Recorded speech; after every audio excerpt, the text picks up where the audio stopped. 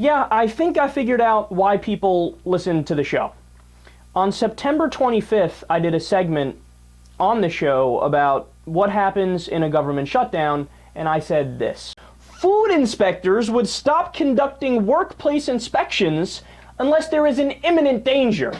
So in other words, you have to wait for the Salmonella outbreak or the E. coli outbreak, and then you go ahead and take care of it, as opposed to doing it on the front lines and actually doing your job in regulating the food and making sure that it's safe.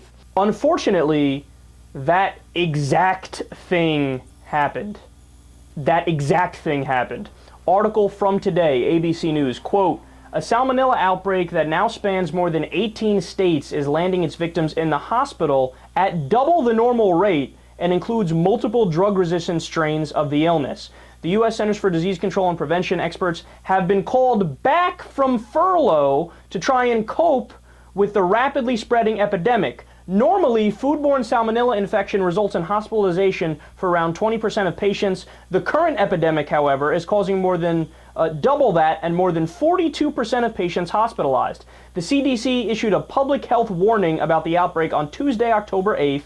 The CDC has called in 10 salmonella experts who were furloughed because of the Republican shutdown of the federal government, now in its 8th day. Since the shutdown began, only 2 of the organization's 80 specialists in foodborne pathogens have been on the job. Like I said in the previous segment about this, you know who else is furloughed?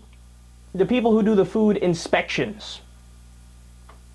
Now, this outbreak happened while nobody was doing food inspections. So here's my question to you.